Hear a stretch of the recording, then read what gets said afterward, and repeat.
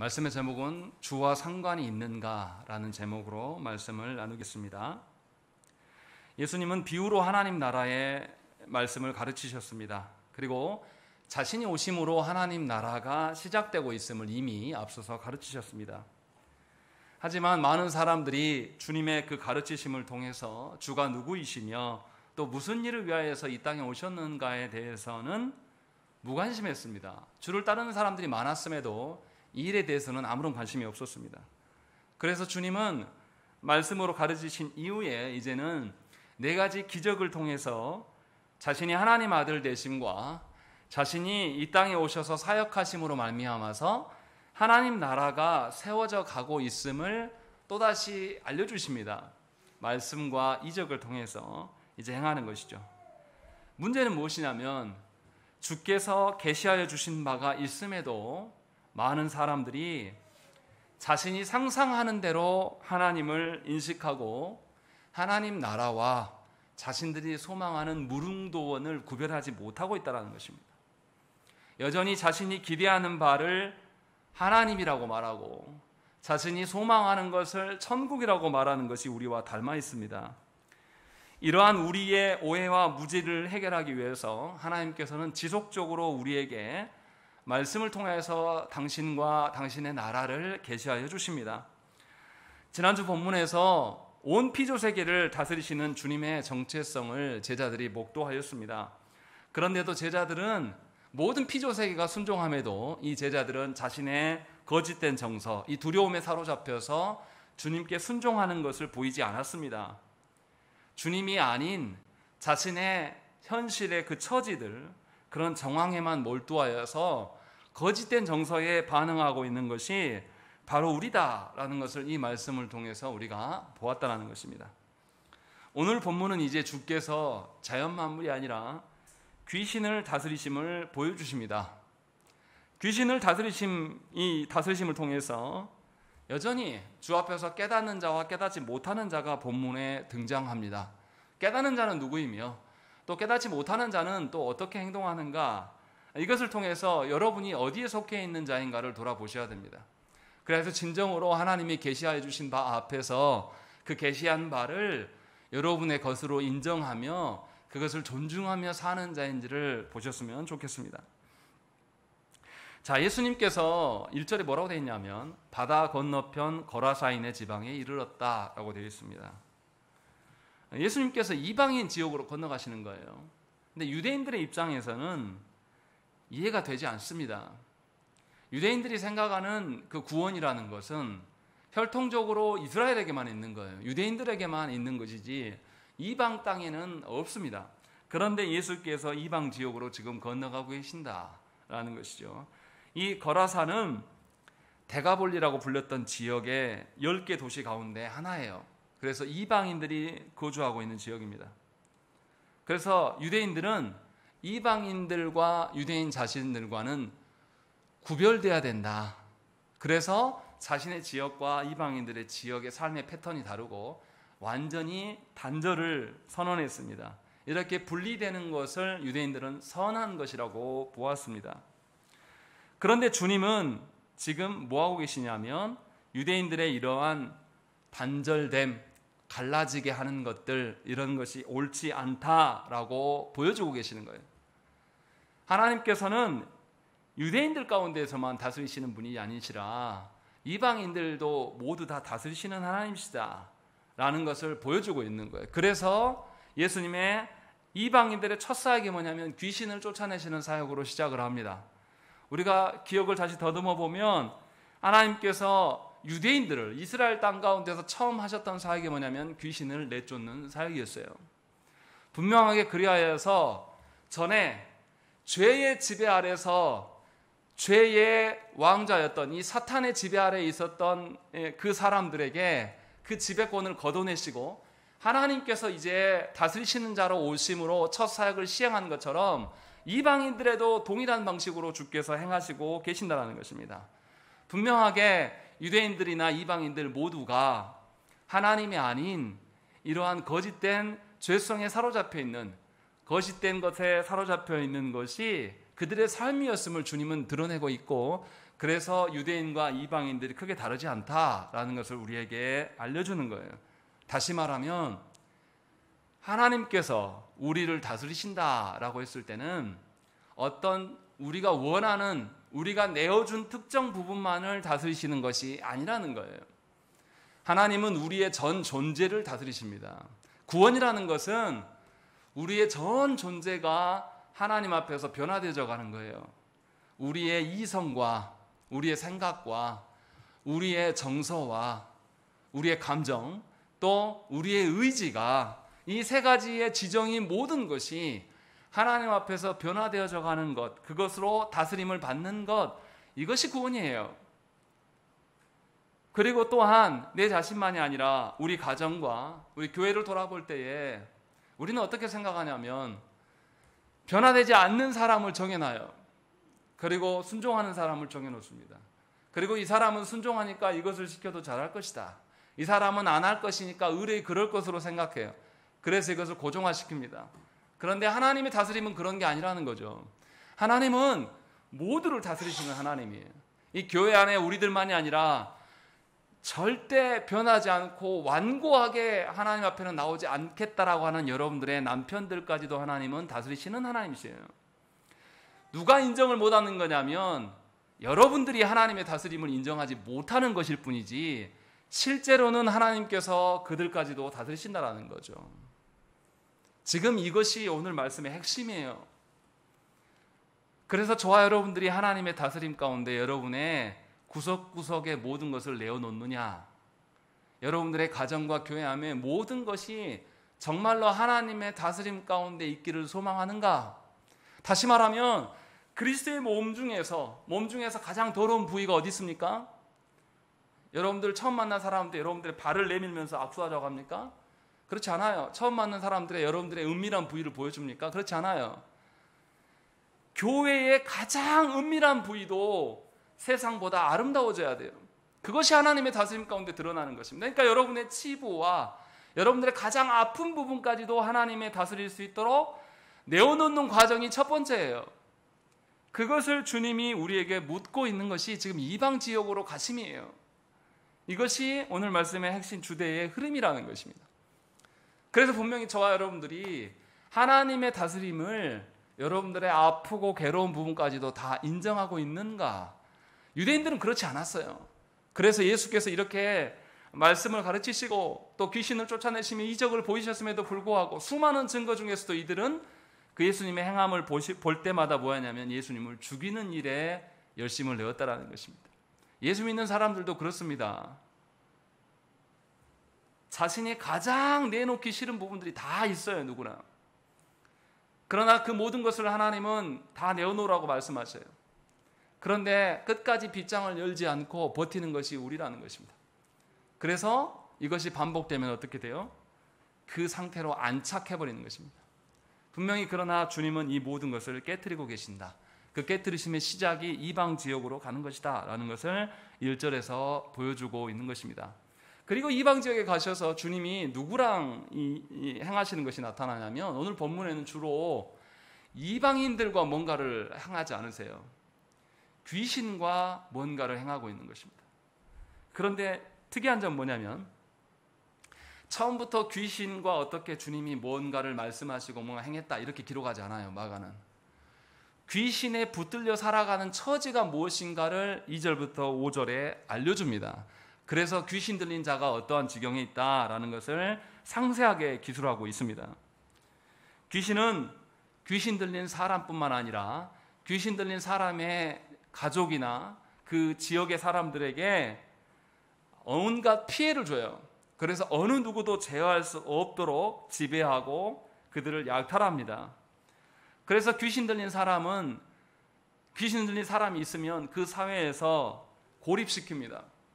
쟤는 귀신 들렸기 때문에 다시는 회복될 수 없어. 그러니 우리에게 피해를 막고자 얘는 우리 공동체 밖에 살아야 돼 해서 그가 어디에 있습니까?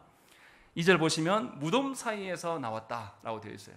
이 귀신 들린 사람이 무덤에 기거하고 있다는 것이에요. 이 말은 무엇입니까? 아까 말씀드린 대로 이 이방인들의 사는 삶의 방식은 지금 이 귀신 하나에 다 붙들려 있는 겁니다. 어느 누구도 제어할 수 없다. 4절에 보시면 이는 여러 번 고랑과 쇠사슬에 매었어도 쇠사슬을 끊고 고랑을 깨뜨렸음이로라. 그리하여 아무도 그를 제어할 힘이 없는지라 라고 되어 있습니다. 귀신 들린 사람만이 아니라 귀신 들린 사람의 식구들이 있었을 것이고 그 마을에 공동체가 있었을 거예요.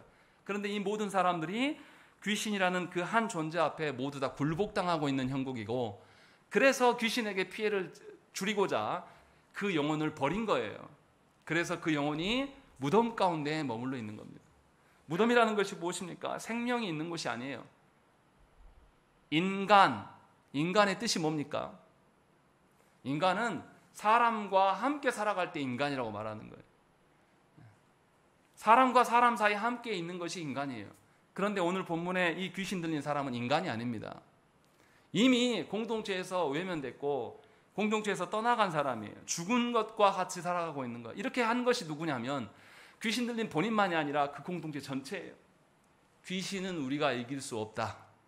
그래서 귀신을 달래줘야 되고 귀신을 모셔야 되고 귀신에게 밥을 해다 바쳐야 된다. 이것이 한국에 여러분들이 자라온 정석 가운데 있지 않습니까?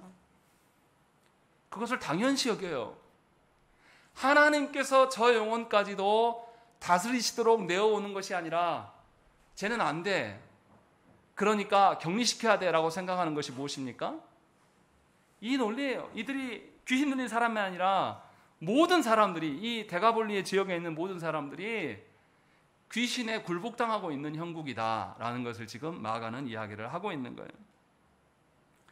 하나님께서는 분명히 처음 창조하셨을 때 모든 피조물을 어떻게 했습니까? 모든 피조물 가운데 하나님의 영광이, 하나님의 어떠하심이 드러나도록 살게끔 명령하셨어요. 그래서 아담에게 정복하고 다스리라. 그래야 해서 모든 피조 세계 가운데 하나님의 어떠하심을 드러낼 것을 이야기했어요. 하나님이 다스리신다라는 것을 너희가 몸으로 입증해라. 너희의 존재됨으로 입증해라. 그래서 안식일을 주시고 하나님으로 말미암아 모든 피조 세계가 기동되어질 수 있다라는 것을 우리에게 알려주셨다는 거죠. 그런데 오늘 본문은 이 하나님의 창조의 원리를 다 파괴하고 있는 겁니다.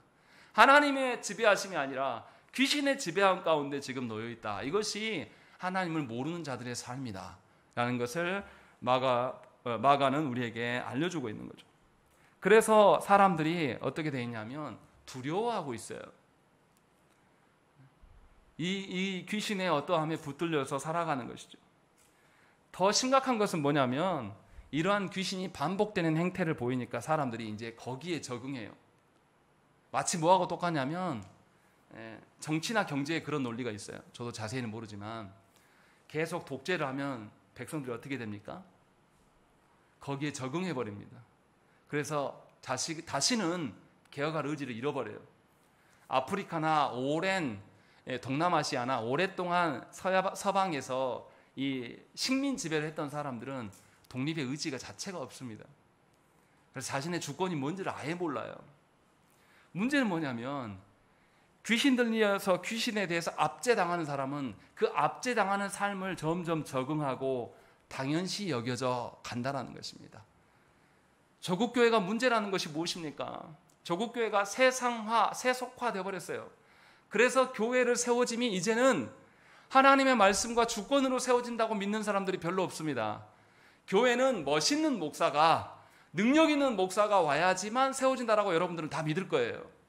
그래서 그렇게 교회가 세워진다고 믿습니다. 그래서 우리는 전도를 해도 삼위 하나님을 증거하지 않고 우리 교회 좋은 교회, 우리 목사님 어떠함, 다 사람의 어떠함을 말하고 있는 거죠. 근데 이것이 너무 익숙해져서 이제는 전도와 홍보를 구분하지 않아요, 이제 교회가. 왜 그러냐?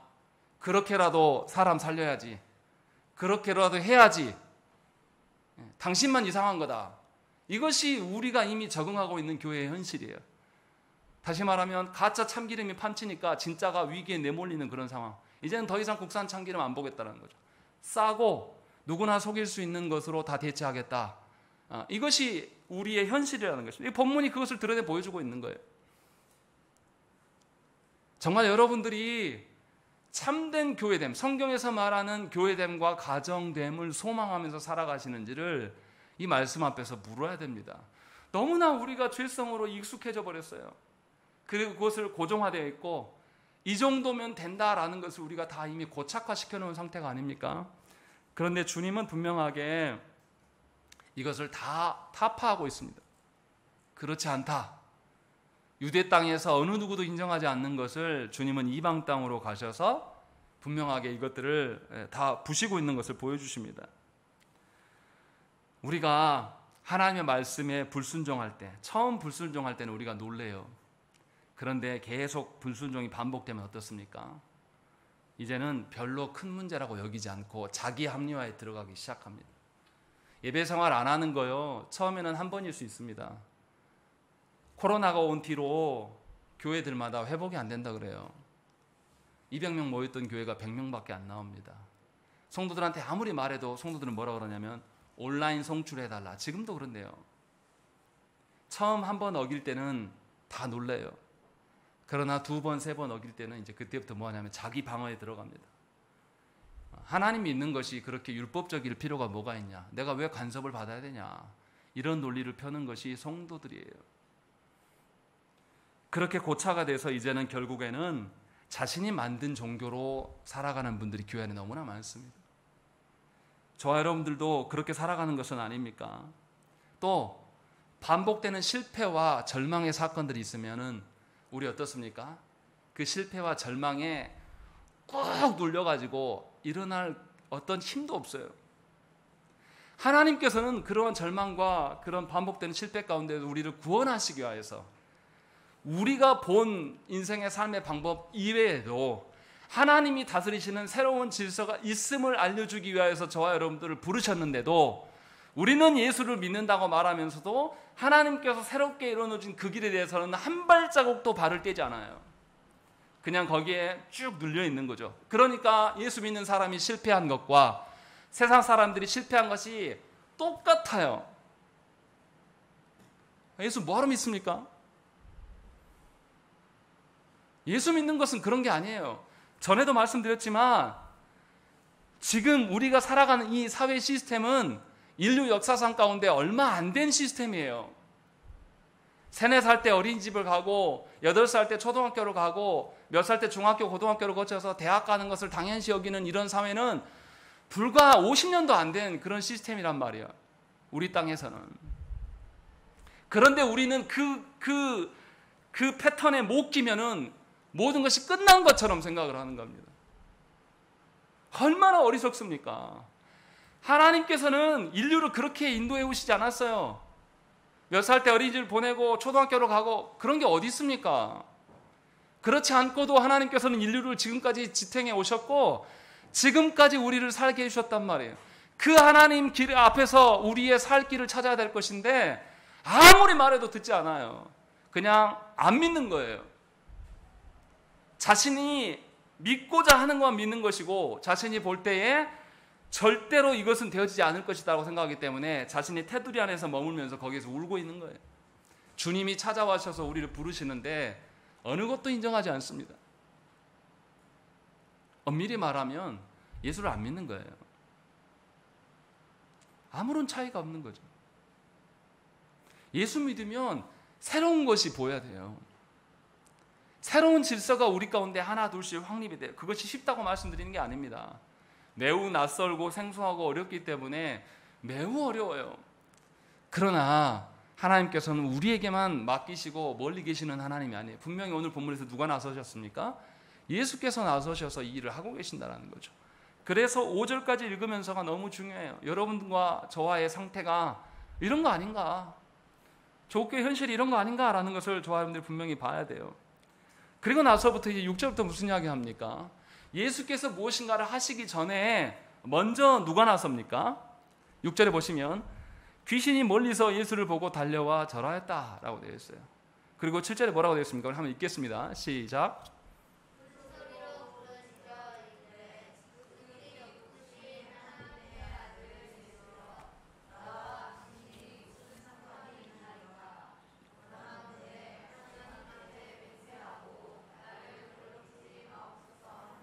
예, 놀랍게도 귀신이 먼저 나섭니다.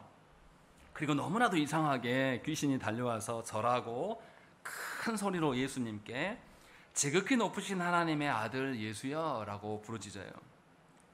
얼마나 놀랍습니까? 여지껏 제자들도 예수님이 누군지를 모르는데 귀신이 나와서 예수님의 정체를 알아보고 예수님을 영접하는 것처럼 보입니다. 그러나 귀신은 예수께서 이방인의 땅에 오신 목적을 분명히 잘 알고 있어요. 자신이 이미 점거하고 있고 이방인의 땅에서 자신이 왕처럼 군림하고 있고 어느 누구에도 자기의 반기를 드러내지 못하고 그 압제 속에서 빌빌대고 있는 상황이 귀신은 너무 좋거든요. 그런데 예수께서 오셔서 이 모든 질서를 깨뜨리러 오셨기 때문에 이 귀신이 견디지를 못해요. 그래서 주님의 사역을 회방 놓고 싶어서 지금 달려온 것이에요. 그래서 7절에 뭐라고 되어 있습니까? 나와 당신이 무슨 상관이 있나이까? 라고 말하고 있는 것이죠. 그래서 자신을 괴롭히지 말고 떠나가 주기를 요청합니다. 귀신이 그곳에서 이방인들을 이미 다 점거하고 있고 다 자신의 수하에 두고 있기 때문에 어느 누구도 건드려서는 안 된다라고 말하고 있는 것이죠. 예수께서 이 땅에 오셔서 이 거짓된 통치를 무너뜨리고 하나님 나라를 선포하심으로 인하여서 그 땅 사람들에게 참 자유와 전에는 보지 못했던 하늘의 영광을 그들에게 보이시기 온 것에 대해서 누가 먼저 알아채냐면 놀랍게도 귀신들이 먼저 알아채요. 그리고 그것으로 나섭니다. 사실은 누가 먼저 나서야 됩니까? 하나님의 택한 백성, 하나님께서 창조하신 그 존재들이 사실은 이 일을 해야 되는데 이들이 보지 못하고 이 귀신에 사로잡혀서 억눌려 있고 자신의 신세 한탄하는 방식으로 자신의 정서에 푹 절여져 있기 때문에 하나님께 나와서 일을 행하지 않는다라는 거예요. 그래서 거짓된 자들이 하나님의 이름을 부르고 하나님의 어떠함 속에 서는 것이죠. 그래서 주의 사역을 막아내기 위해서 몸부림을 치는 것이 이 본문의 말씀에 드러나 있는 거예요. 이것이 얼마나 교만하고 오만한 태도입니까? 하나님의 이름을 거들먹거리면서 종교 장사를 하는 행위들, 그것이 마치 합당한 것처럼 우리가 거대해지고 힘 있는 것이 교회인 것처럼 말하는 거짓된 목회자들이 조국교 안에는 너무나 많아요. 그런데 안타까운 것은 바로 믿겠다고 말하는 사람들이 다 입 다물고 있는 거예요. 지금 그것이 드러난 겁니다. 예수께서 얼마나 마음이 상하시겠습니까? 예수께서 오셨으나 하나님이 창조하신 그들은 다 짓밟혀서 어느 것도 숨지지 못하고 있는 거예요. 귀신의 수하에 놓여 있고 도리어 주님 앞에 귀신이 나와서 주님을 희롱하는 거예요. 주님의 사역을 방해하고 있는. 그런데 제자들도 가만히 어떠한 반응이 없어요. 제자들도. 이 너무나 안타까운 그런 상황인 거죠. 분명하게 저와 여러분도 이런 방식으로 살아간다는 것이죠. 하나님께서 우리를 구원하시면 곧 다스리심이에요. 그런데도 우리는 하나님께 우리의 전부를 내놓지 않습니다. 우리의 일부분만 그냥 던져내놔요. 하나님 이만하면 됐죠. 제가 수요기도 나오고 주일날 예배 2번 드리면 되지 않습니까? 더 이상 나에게 뭘 바라십니까? 우리가 그런 식으로 신앙생활을 해나가요. 그래서 모이기를 힘쓰지 않습니다. 하나님께 기도하는 일이요, 기도하는 방법도 모르고 기도하는 목적도 모르고 기도하고자 하는 마음도 없어요. 왜냐하면 그 이상은 무리한 것이다. 그 이상은 목사나 하는 것이지 나까지 그렇게 할 필요가 있는 것이냐, 이렇게 말하는 것은 아닙니까? 정말로 저와 여러분들이 여러분들의 인생의 주도권을 하나님께 내어놓고 있는 것은 맞습니까? 여러분들의 모든 것들을 다 하나님께 내어놔서 진정으로 하나님이 다스리시는 그 존재 되기를 소망은 하고 계십니까? 그것이 우리에게 없다라는 거예요. 하나님께서 주신 가정과 교회와 국가됨을 하나님의 논리가 아닌 세상 논리로 우리는 이미 지배당하고 있어요.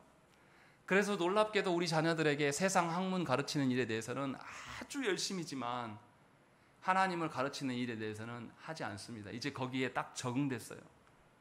아이들한테 말씀을 가르치려고 하면 대듭니다. 거절합니다. 그래서 힘들어요. 영혼의 변화는 하나님께 있어요.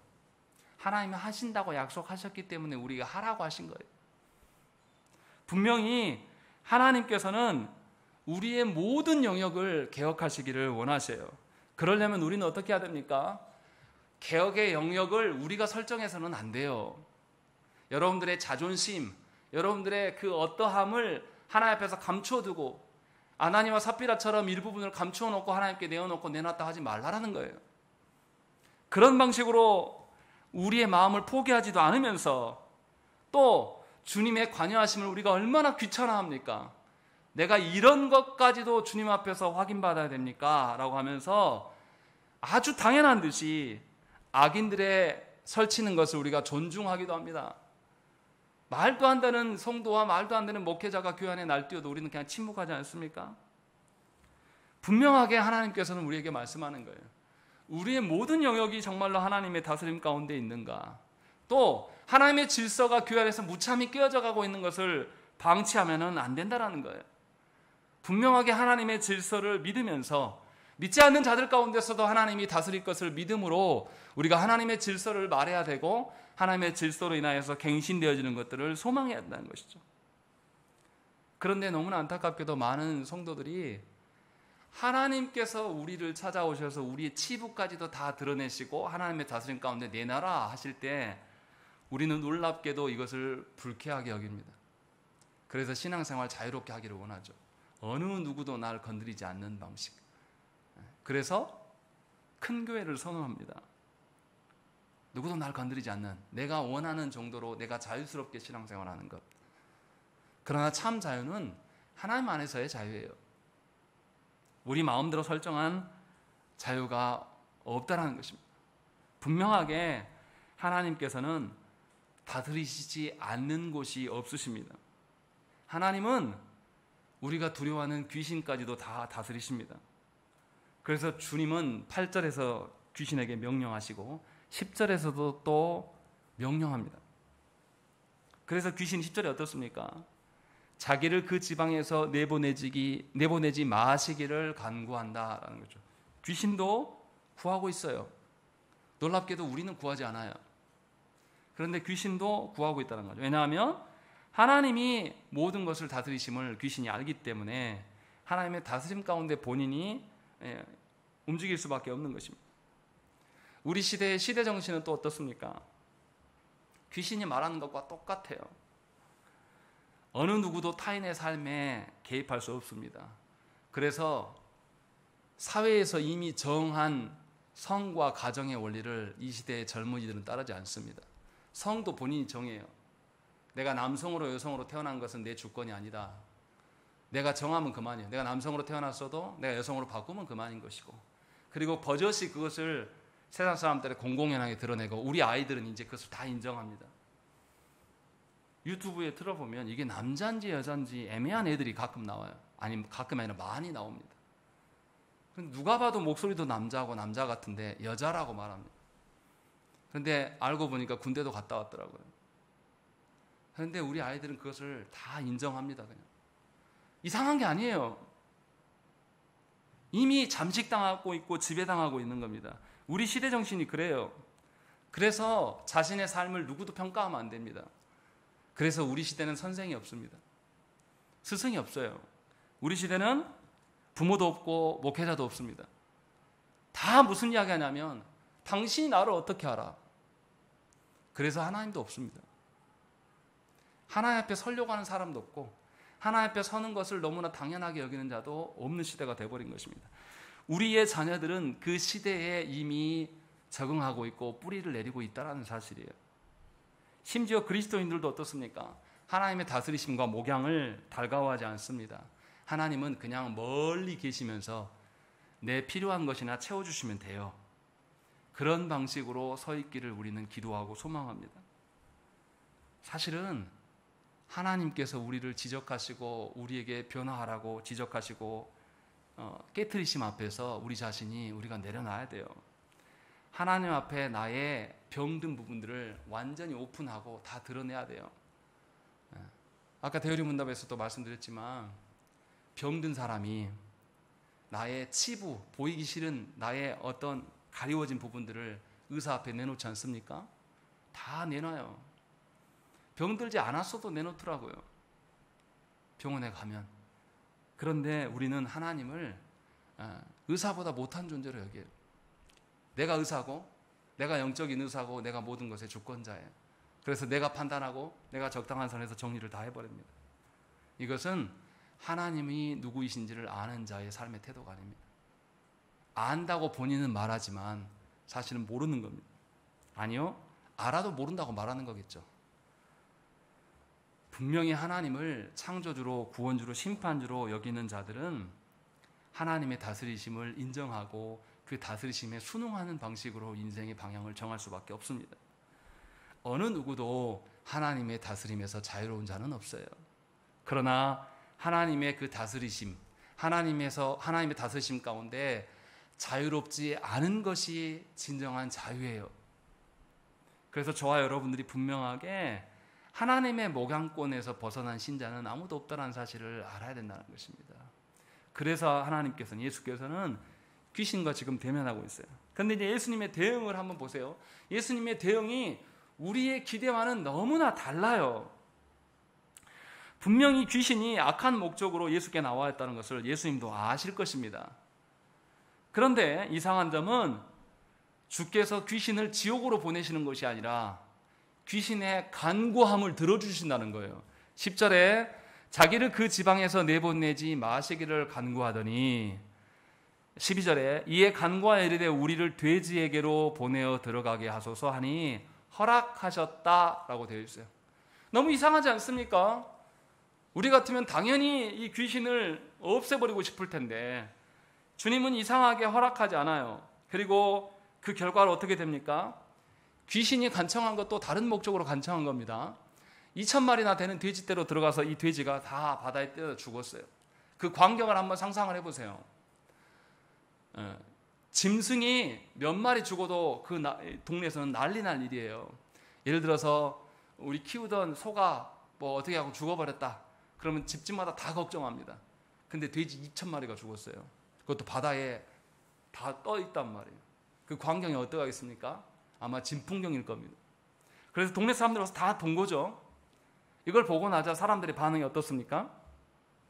처음에는 사람들이 15절 말씀 보시면 예수께 이르러 그 귀신 들렸던 자, 곧 군대 귀신 집혔던 자가 옷을 입고 정신이 온전하여 앉은 것을 보고 두려워하였다.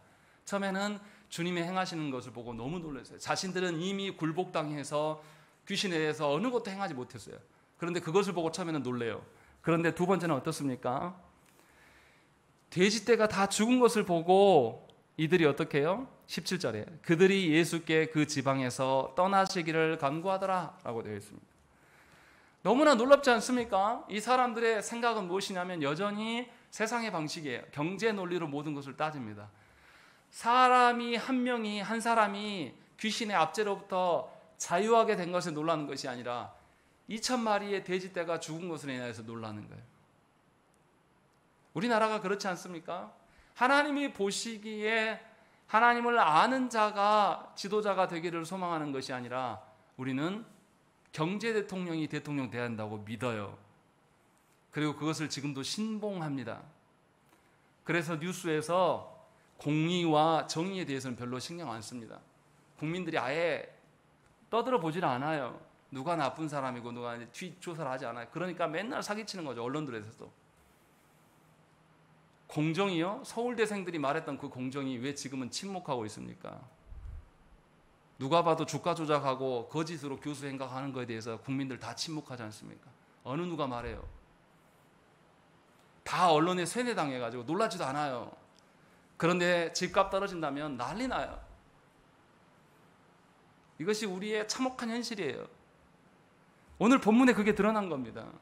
주님이 한 사람의 영혼을 자유케 한 것에 대해서 처음에는 놀랐으나 경제 손실을 보면서 이 사람들은 더 놀래요. 그래서 주님 보고 어떻게 합니까? 떠나가십시오 라고 말하는 거예요. 내가 계산해 보니 내가 예수 믿는 것이 나에게 손해야. 그럼 나는 예수를 안 믿겠다는 거죠. 나만 안 믿는 것이 아니라 내 가정의 식구들과 자녀들도 믿을 필요가 없어요. 이 땅에서 잘 되고 싶어서 예수 믿었거든요. 그런데 하나님은 이 땅에서의 잘됨이 아니라 하나님 나라의 새로운 질서들을 우리에게 보이시기를 원하신 분이에요. 그래서 그렇게 믿으라고 우리를 불러주신 것이죠. 그런데 우리는 지금 이 이방인들의 삶과 너무 닮아 있어요. 그래서 돈을 섬깁니다. 그래서 우리는 모여도 늘 돈 이야기합니다. 직장 이야기하고 가정 이야기하는 것의 핵심이 돈이에요. 돈 없이는 못 살고 돈 때문에 울고 돈 때문에 기뻐해요. 지금 이들의 모습이 그렇다라는 거죠. 분명하게 자신들이 한 번도 이뤄내지 못했던 귀신을 이겨내고 귀신으로부터 온전하게 자유된 사건에 집중할 만도 할 법한데 이들은 자신들이 돈 벌고 열심히 살아온 일들 이것에 대한 손실에만 집중하면서 그것으로 인하여서 주님을 떠나가세요 라고 말씀하시는 겁니다. 주님이 진짜 이곳에서 떠나셨다면 어떤 일이 일어날까요? 그들은 여전히 자신이 귀신의 압제하에서 더럽게 살 거예요. 하나님의 형벌을 감당하지 못하여서 나중에 울 겁니다. 그런데 이러한 태도들을 보이는데 놀라운 것은 뭐냐면 주님이 누구이신지를 알아보는 자가 한 명이 나타나요. 그 사람이 누굽니까? 18절 말씀 보세요. 읽겠습니다. 시작.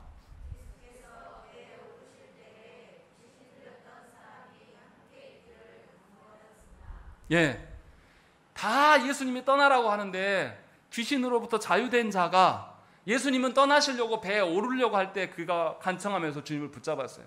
주님, 제가 주님과 함께 다니게 해주십시오. 저 제자들과 함께 내가 주의 제자로 살고 싶습니다 라고 말했을 때 19절에 뭐라고 되어 있습니까?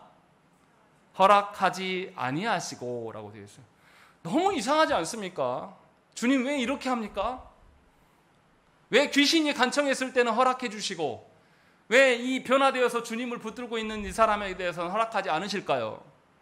여러분들 그거 이상하지 않습니까? 왜 안 믿는 사람들은 안 믿는 아무개 집은 저렇게 잘 되고 번창해 나가는데 왜 예수 믿는 우리 집은 이럽니까? 이거 구하지 않았습니까? 우리 이것 때문에 늘 아리송하지 않습니까? 왜 하나님, 내가 우리 새끼 하나님의 말씀대로 하나님의 뜻대로 하려고 제가 그렇게 하나님의 이름을 찾고 구했는데 왜 하나님은 제 기도는 안 들어주시고 저 악한 무리들의 기도만 들어주십니까? 왜 악인들이 모든 것을 다 점령합니까? 라고 우리 기도하지 않습니까? 본문에 그 뜻이 나와 있어요. 왜 귀신의 간청을 하나님 들어주시고 이 사람의 간구함에 대해서 듣지 않으신가? 그 뒤에 나와 있습니다. 19절과 20절 말씀 읽겠습니다. 시작.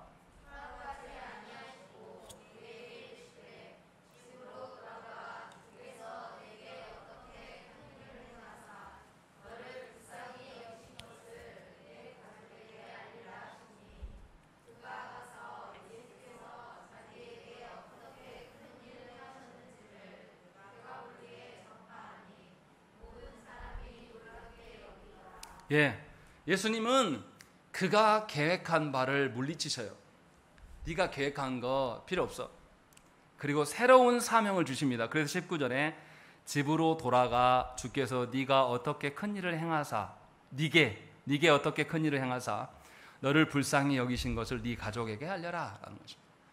네가 계획하고 네가 뭔가 순종하고 네가 하려고 하지 말고 주님이 하신 바를 말하는 자가 되라 라고 지금 말씀하고 있는 거예요.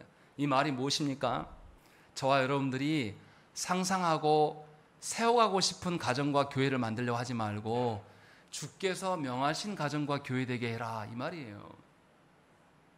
우리는 여전히 하나님 앞에서 하나님이 주신 자녀들을 하나님의 선하신 뜻이 무엇인지를 묻지 않아요. 그래서 자녀들을 하나님의 뜻대로 양육하려고 하는 의지가 없습니다. 도리어 세상 사람들이 말하는 영어, 수학 이런 것들에 대해서는 우리는 모든 것을 걸어요. 안 해주면 이거 안 해준 것에 대해서 눈물을 흘려요. 부모들이 하나님이 어떠하심에 대해서 가르치지 않은 것에 대해서 울면서 하나님 배통해하는 성도를 제가 본 적이 없습니다. 그런데 놀랍게도 자녀들에게 좋은 학원 보내지 못하고 좋은 환경 주지 못한 것, 세상 새끼들 되게 하기 위해서 밀어주지 못한 것에 대해서 우는 부모들은 차고 넘쳐요. 그것도 교회 안에서. 이것이 어찌된 일입니까? 하나님께서는 이것에 대해서 거절하시는 거예요.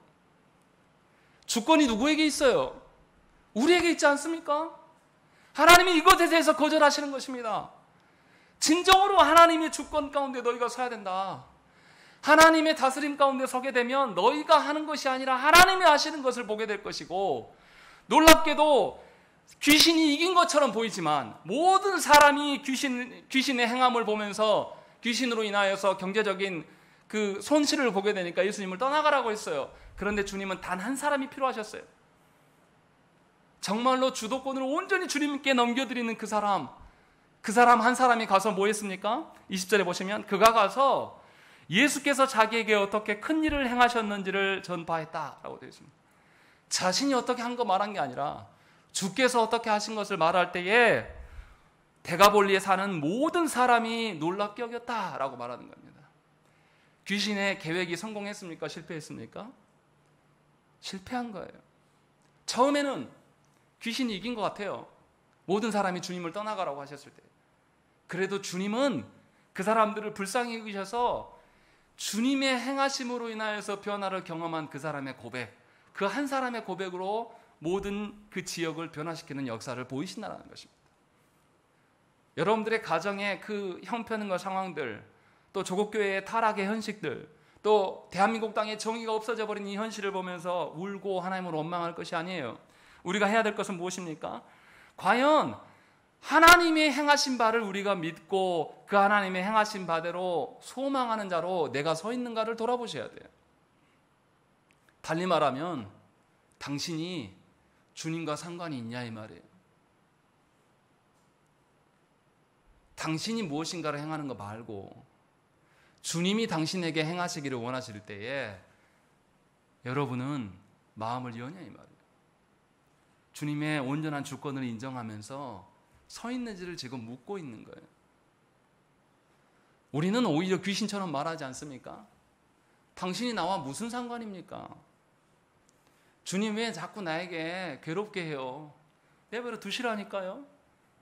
그러면서 신앙생활 하고 있지 않습니까?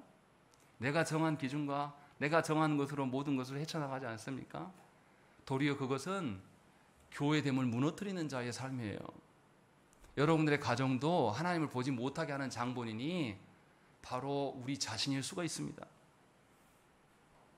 하나님 앞에서 우리 자신이 변화되면 나머지는 하나님 하셔요. 하나님의 다스림 가운데 여러분들의 내놓지 못하는 영역들을 하나 둘씩 빗장을 열고 하나님께 내어놓으면 하나님께서 여러분들을 바꾸십니다. 그리고 그 바뀐 자의 고백, 그 바뀐 자의 합당한 신앙 고백이면 족하다라는 거예요. 하나님은 그러한 자를 찾으십니다. 그러니 저와 여러분들이 어떻게 생각해야 되겠습니까? 어떻게 살아야 되겠습니까? 우리의 거짓된 생각과 우리의 거짓된 삶의 방식을 존중할 필요가 없어요. 이제는 그만 여러분들의 삶의 방식과 고집을 주 앞에 내려놓으십시오. 정말로 하나님께 거절받는 것이 얼마나 복인지를 아셔야 돼요. 얼마나 우리가 하나님 앞에 내 주도권을 내어놓지 않기에 하나님께서 우리를 거절하시겠습니까? 도리어 우리가 마음을 바꿔서 거절하신 하나님을 향하여서 원망하는 것이 아니라 거절하시고 우리에게 새로운 사명을 주시기를 그 원하시는 그 하나님의 말씀에 귀를 기울이십시오. 그럴 때에 우리가 생각지도 못한, 우리가 의도하지도 않았던 그런 변화들이 여러분의 영혼과 또 여러분들의 가정과 교회 안에 분명하게 세워져 갑니다. 그래서 분명하게 한 주간 살아가시면서 내 자신이 정말 주와 상관이 있는가, 이 말씀을 잊어버리지 마십시오. 하나 일을 할 때마다, 무엇인가 하나를 선택할 때마다 이 선택이 주와 상관이 있는가를 꼭 물으시고 여러분 자신이 거절되는 것이 복임을 알고 기뻐하는 여러분 삶 되시기를 간절히 축원합니다. 함께 기도하겠습니다.